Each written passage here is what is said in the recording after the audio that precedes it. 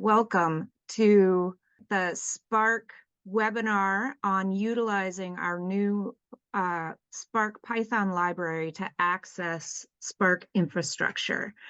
The presenters today are Dr. Elisabetta Ivarone from IRIS Foundation and Dr. Joost Wagenaar from UPenn, and they'll be presenting a great new tool that we're very excited about.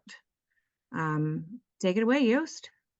All right. Well, thank you, Sue, and welcome everybody for joining today. As Sue mentioned, we're going to talk a little bit about the Spark Python client today, and I'm going to set that up a little bit, talking a little bit about Spark and the Data Resource Center, and then Elisabetta is going to actually spend the majority of this discussion around demonstrating one of the use cases that leverages the Spark Python client. As I said, I'm just going to introduce it quickly, and then we'll have a demo on that. So I want to talk briefly about kind of the Spark program and the Data Resource Center that we've been working on for the last 8 years now. So with the Spark program at the NIH funded a Data Resource Center to provide infrastructure for managing data, infrastructure for analyzing the data, infrastructure for mapping the data and curating the data. And those were kind of, the funding for that was kind of separated into 4 different cores. The data core, the map core, the simulation core, and the curation core.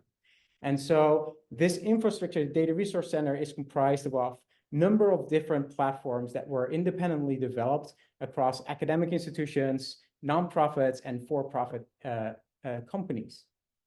And so one of the challenges is to kind of like what we've been working over the last couple of years is how to integrate that into kind of a singular experience for users that leverage these resources. As you can see here, the Spark program was meant around stimulating peripheral activity to relieve conditions for the development of therapeutic devices to improve organ function, with the ultimate idea that we get new treatment options for hypertension, heart failure, gastrointestinal disorders, and more. The Spark portal was created as a web application and kind of like an entry point that combines all of those different resources together with a user interface that makes it easy to find data, makes it easy to find tools, and then to interact with these tools and data to advance science. As I mentioned before, the DRC is comprised of a number of different components: the O2 Spark platform out of Switzerland, the Pensive platform out of UPenn, the map core, which is in New Zealand, and the curation and knowledge core that is in San Diego. So after this webinar, we'll talk a little bit about what the Spark Python client is, how to use the Spark client to interact with resources within the DRC, and to reuse our tutorial examples to search and download Spark data and to launch simulations on our simulation platform. Ultimately, we want to get across that this is an open source library, and we really kind of encourage people to build on top of the library, expanding it as we kind of mature our platform. So to give you a little bit of an idea about kind of how the Spark portal interacts with these different platforms, we have, I created a small diagram here that kind of puts the Spark portal in the middle. And as you can see, there are multiple APIs that are integrated with the Spark portal that serve different purposes. We use an API to the Pensive platform to interact with data and the files that are uploaded to Spark. We use APIs to an Algolia index for the querying on metadata and the search functionality, as well as APIs to Contentful for some of kind of like the content of the Spark web app, such as the events and kind of the tools and descriptions and the projects. Then we also integrate with the OSpark platform, where we launch kind of simulation platforms and analysis pipelines. And we have embedded visualizations that you might have seen on the Spark portal, where we can kind of layer our data on top of anatomical scaffolds. And so these are all individual resources with their own APIs, and sometimes they might have their own authentication and exposed services. The Spark client was created to kind of like merge some of these resources into a single client where we kind of wrap a lot of these services into a single client. We wrap kind of authentication in a mechanism that allows you to just switch profiles and automatically be logged into all of the different resources, which then allows users to kind of use the Spark client to kind of like have seamless workflows that touch the different components of the DRC. The way that this is set up is as an open source project that kind of interacts with the different cores through coupled modules within the Python client, and it supports integrated profile management, as I mentioned, to kind of link your logins with the different platforms together. The Spark client does not specifically provide new functionality that is not available through individual APIs on kind of the individual resources, but it really is meant to provide a wrapper around the services and make it seamless as a single kind of entry point to all of those services. The GitHub repository is open source and can be found at the GitHub link that you find above. And there is also kind of API documentation at the second link, which is kind of like a more exposed kind of version of reading through the documentation. So feel free to kind of look at it. Feel free to kind of fork it and update it and ask for a pull request to bring it back into the main branch.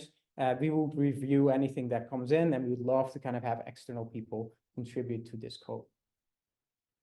And so with that, I'm going to hand it over to Elisabetta, who's going to kind of show you a hands-on tutorial of how we can leverage the Spark client to actually do research. We're going to take a couple-minute break or a couple seconds break. Yeah, just to change the presentation. Yeah. I'll stop sharing here. Thank you. You see my slides, I guess? Yeah, so yeah, as Jost said, now we are gonna go into a bit more hands-on concept about the Spark Python client. So we, as a first use case, we have put together a tutorial that really shows a bit what you can do with Spark, and we are trying really to encompass different resources that Spark has developed. And just to give credits to the developer, so this is a tutorial that was developed as part of the Spark Codathon. We'll see something about that a bit later. And the great thing about this tutorial is that it really starts from exploring public Spark datasets, how to download them, how to run analysis or simulation on the Spark platform, our simulation platform, and how to visualize the results. So the use case is basically finding and reusing 2D anatomical data that are public on the Spark portal to make a mapping in 3D, so a kind of data analysis on this data and then visualizing the results. The tutorial is available online. I will show in a second the page. So probably the hardest part, maybe to keep an eye on for this tutorial, is that you need to set up a bit your authentication. So you also show that how we are really trying to make a unique authentication, since all these components have their own authentication system. We managed to get everything into a single file. So once you have compiled that file, you'll be ready to run any tutorial using Spark, but still the first time you need to get the appropriate credentials to run it. So you need basically two components. One is an access to scicrunch.org. This is, as Jost said, is the component that indexes all the dataset available on the portal. And once you have created an account, you need to create API keys. So for those who are not very familiar with coding and so on, these keys are basically a string of characters that ensure connection with the different services. It's sort of a password, but it's a bit more secure because you can, if something happens, you can just revoke these credentials. So these API keys, we'll find them in different components. So this is the one on the left for SciCrunch. And the second part is the authentication to the simulation platform of Spark. So first you need to have an account. For this, you have to, for the moment, write an email to support@spark.io. And then you can create your API keys. So once you have all these credentials, you just have to write them in a configuration file. You see here an example. And then the next requirements for this tutorial is to install the Spark client. What we're talking about today is the installation is very simple. If you used Python before, is a package available on PyPy, so you pip install it. For the specific use case, we also use some other Python libraries to help us doing visualization and so on. An interesting thing is that all the installation becomes unnecessary if you run this in Spark. And this is actually what I'm gonna do right now. So I actually set up this tutorial on the Spark platform so that you can also run it and see how it goes. So first, this is our Spark Help Center. So this is the Spark documentation page. And this is the first tutorial I'm showing. So you can also read it in, let's say, passive form. So you cannot execute it, but you can read and find the code snippets that allow you to run the tutorial. And then you can use Spark to run actually the tutorial itself. So this is what I'm gonna do. This is exactly the tutorial. Sorry about my voice. This is exactly the tutorial as we saw it on the documentation page.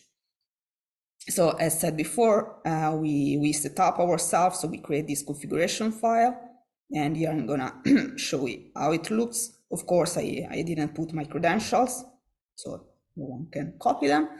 They are actually this other config.init file. So once you have set up your credential, you can go through the tutorial.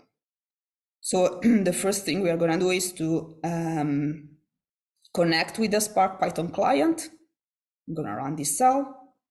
And what we find is all the public datasets that we can use. So we found about 300 datasets. So just for those who are not familiar with the Spark portal, let's have a look. So for example, let's have a look at how dataset looks like. So I'm now looking at this dataset number 10. So you get a nice documentation. This is actually all curated by our curation team. So to really ensure that data is fair and all the metadata is captured so that we can also perform more complex search.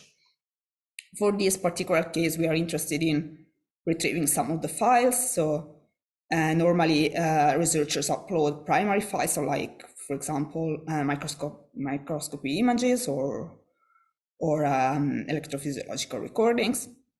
And then also sometimes they upload their analysis. So for this particular tutorial, we are interested in one of these, let's say, process data. So this Excel file.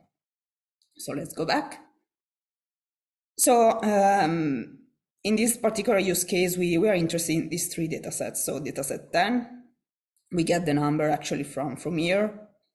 And more in general, you find datasets here. So you just open one. And you can also find the idea here.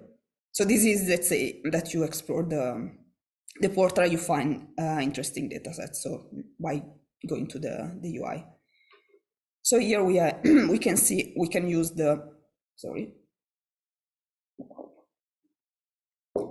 our search tool provided by the curation team. And we can perform a query on the available datasets. So let's say we are interested in exactly these three datasets. So we want to retrieve these three ID. And we exactly found these three datasets. So now let's go to the download part. So as I said, we are interested in this derivative data. So we have some Excel file that we want to download. So here we use the pensive module of our Spark client to download these three datasets. And this is gonna take a couple of seconds. And once this is done, we will see these three files appearing in our file tree here on the left. So we see the three Excel files. Then the second part of this tutorial is using basically the simulation platform. So for the simulation platform, which is actually OSpark, we are going to use a particular, let's say, component of it. And I'm going to show you how you find about this one. So OSpark is the simulation and data analysis platform, and we have different tools in it. One of these tools is basically a Python runner. So this is basically a plugin, which is a black box that can receive as input any type of Python code and runs with a simple play button, and then it gets out some of the output. So what we are doing in this tutorial is to create the input for this Python runner. So we're actually downloading a zip file containing code that we want to run. You can find it on GitHub at this link. And the second part is we are using an organ scaffold provided by the map facility, the map core part of the DRC. So here, once we have run this part of the code, we see appearing the STL file providing the organ scaffold, and also the zip file containing the code. So now we have all these, all the file we need to implement, we need to run for this data analysis use case. The last step to do is to connect the simulation platform. So to verify that we are connected, we can run this code and we get basically our email address to ensure that we are connected to the platform. The next step is basically running this Python runner in the simulation platform, OSpark. This is gonna take a couple of minutes as well. And what we are doing here is very simple. So we are setting up basically all the inputs for our code. So the three different data files, the zip file containing the code, and the STL representing the mesh of stomach surface. Again, for this specific runner, you find information on this on the OSpark documentation page. We have also different type of runners. We have, for example, runners that run segmentation on images from Axon.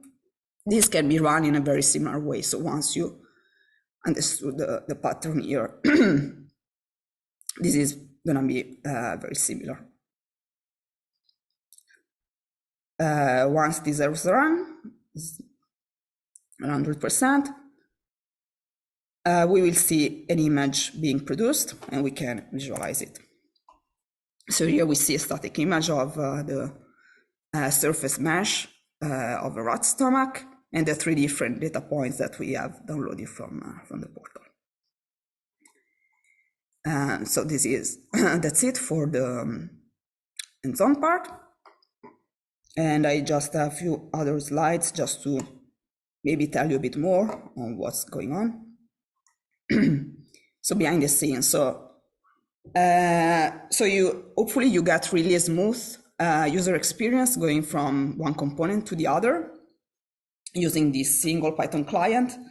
Here, if you're just curious, we go a bit deeper. So what we have used in this tutorial is basically the Elasticsearch that is powered behind the Spark portal. So this is the first part of the tutorial we run. So we search the different data sets, and also here there's documentation. This is also linked in the tutorial. Where is the data stored? So this is this was also anticipated by Yoast. So this is hosted by the Pensive platform. So it's a data management platform for fair data sharing. And also this platform can be accessed programmatically via an API. This was also part of the Spark client we saw before. And also we have the simulation platform, which is the one I used to demonstrate the tutorial. And we use, as I said, this particular running component that we have on the OSpark platform, so the OSpark Python client. So OSpark is a GUI platform, but you can also use it via an API, as we just saw. So just some more information. So I run, if you don't have an OSpark account, I really recommend to create one today. And when you have an OSpark account, you can browse the different, we call them services. So these are all the apps we have. And we have this particular one, Jupyter Lab Spark. This is the one I use to run the tutorial. So it has a Spark Python client plus other libraries that are probably useful for Spark investigators. You also find this Jupyter Lab environment with Spark if you go into the Spark portal and you browse all the tools and resources. So what's next? Try this tutorial yourself. Let us know how difficult it was, if you find it easy to configure and run. And also maybe try to run the second tutorial. So this one tells you a bit more about all the tools we have for mapping the data into organ scaffolds. So really providing an anatomical background and common framework to visualize, for example, anatomical data. Any questions?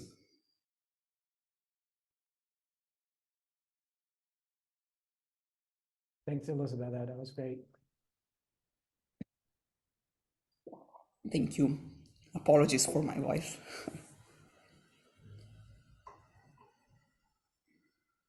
So yeah, I think this is just chiming in there if there's nobody else. So I think like really what we're hoping to create with this Python client is this wrapper that shows people how to integrate between the different services.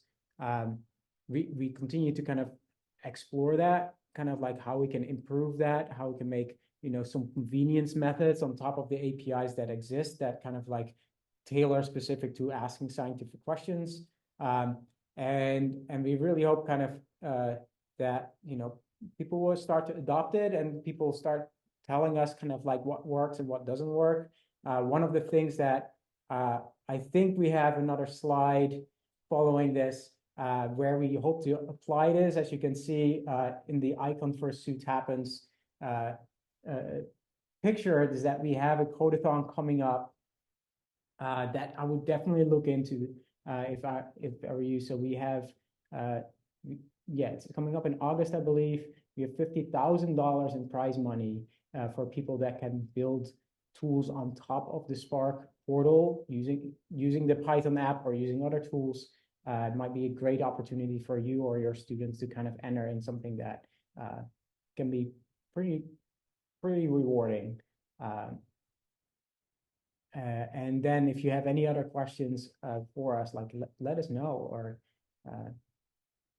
reach out by email or kind of speak up now, or meet us at one of the office hours that we have every Monday for the different course.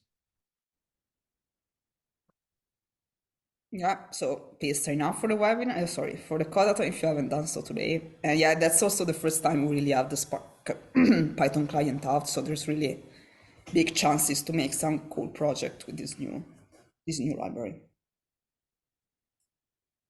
Additional plug for the codathon is that the first timeline is coming up in 14 days, so 2 weeks. The project pitch phase opens, and you can nominate yourself to be a team leader. So you can form a team yourself if you'd like, get together with a few friends, or we'll build teams balancing skill sets. You do not have to be a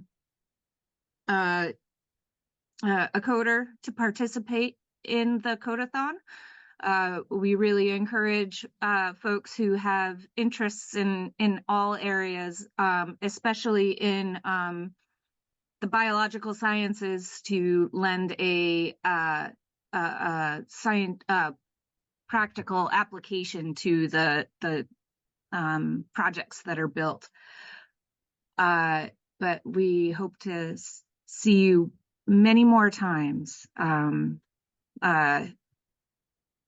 both for the codathon and in person at any of the meetings that we attend. Thanks, Sue. All right, folks, it seems quite quiet. If you've got any questions or anything, feel free to hop up right now. Otherwise, we'll see you next time. Sounds good, and I think we did great on timing. I know, right? What a perfect half-hour webinar with 5 minutes to spare. There's someone asking about the slide deck. Yeah, for me, there's no problem in sharing. I guess for Yost is the same. No, absolutely. Sue, is there a standard place where we do that? We can link it to the event page. So I'll send an email out to everybody who registered and include that in the information that goes out to people. Great, that sounds good. So the role in the Brain Initiative. So we are, what is it? Loosely coupled and tightly integrated with the Brain Initiative. Spark was not a Brain Initiative award, but obviously there's some kind of area where the Brain Initiative overlaps with the things that we are doing, and so there's a number of projects that the individual PIs have that are tied to the Brain Initiative, and we have active collaborations and kind of figuring out how can we tie the platforms from the Brain Initiative to Spark. And that's a much larger goal, but you can imagine that we have had a number of those conversations around kind of like what are data sharing, like what are standards that we can implement across the different repositories such that these tools work over repositories in the Brain Initiative as in Spark. The other thing that what we are doing this year is that as Spark as a program is coming to an end, the Spark portal will continue to live on. And so we are really kind of figuring out like, how do we redefine what our mission is as Spark? And so instead of just supporting data from the Spark program, we are starting to support data from other programs as well, including the HEAL initiative, HEAL Rejoin, and HEAL Precision. And so mostly the Spark will kind of be focused on data that bridges the body and the brain. So we're not the Brain Initiative, but we are interested in everything that kind of like, is that bridge between the brain and different organs that are innervated by it. And yes, as Sue mentioned correctly, there is brain data on the Spark portal, but it's kind of like at that mostly focused on that overlap. All right, well, thank you everybody, and hope you have a wonderful rest of the day. Thank you. Bye-bye. Bye.